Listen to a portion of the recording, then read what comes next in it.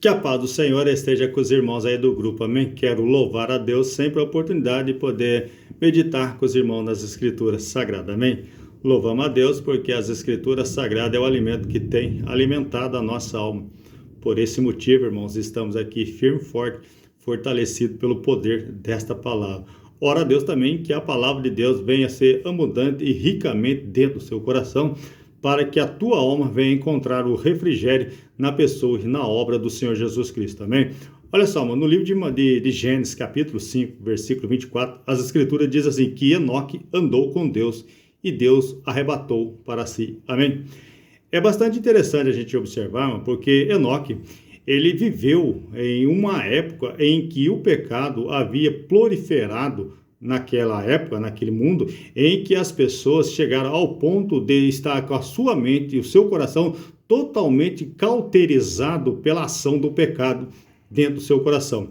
Nós devemos entender que o pecado ele foi tão grande, tão cruel, porque o pecado é como se fosse um vírus mortal, ele que vai, é como se fosse a lepra. A lepra, ela simboliza o pecado na Bíblia, então ela vai proliferando ao ponto que a pessoa vem a óbito. Então o pecado ele vai gerando na pessoa a morte, e essa é uma morte espiritual. Uma morte espiritual significa dizer que cada dia mais a pessoa vai se afastando da presença, da obra e do querer de Deus. Então isso significa o pecado. E a Bíblia vai falar que Enoque ele viveu nesse contexto, um contexto onde o pecado havia proliferado ao ponto de, no livro de Gênesis capítulo 6, Deus enviar o dilúvio para que então tragasse todas aquelas pessoas, porque no livro de Gênesis a Bíblia vai falar que Deus se arrependeu de ter feito o homem. Então a gente percebe o grau da quantidade, da proliferação do pecado em que Enoque viveu. Mas a Bíblia vai falar que Enoque, ele era um diferencial da sua época, ele andava com Deus. E Deus assim então o arrebatou antes do dilúvio. É bastante interessante observar isso, irmão, porque a Bíblia Sagrada vai falar que a igreja do Senhor Jesus Cristo um dia será arrebatado também. Mas se essa época nós não vivermos e nós não formos arrebatados e morrermos antes, não importa, porque o importante é que quando nós morrermos na glória, na presença de Deus, então nós iremos na eternidade com Deus, e isso não significa dizer que nós atingimos o grau máximo da nossa fé. Mas é bastante interessante observar, meu, assim como Enoque andou com Deus, nós também devemos andar com Deus. E como que é andar com Deus? Andar com Deus é mesmo quando o meu coração e o meu intelecto está totalmente voltado pelo querer e a vontade de Deus.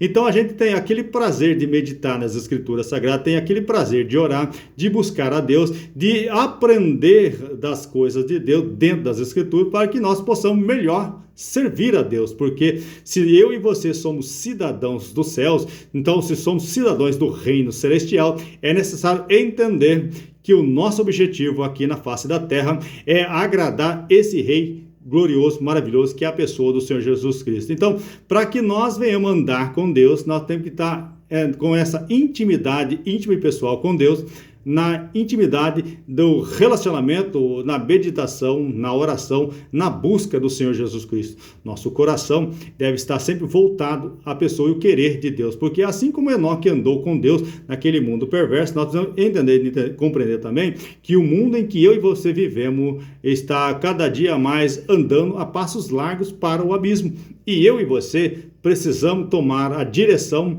de estar juntamente com Deus nesse momento, nessa situação bastante adversa e difícil em que nós estamos caminhando. Entenda e compreenda, bom. Assim como Enoque andou com Deus, nós também devemos andar com Deus na nossa intimidade, num relacionamento íntimo e pessoal com Deus. Não desvie o seu foco nem a sua mente para as coisas desse mundo, para que então você possa continuar caminhando e andando com Deus. Amém? Que Deus abençoe as vossas vidas.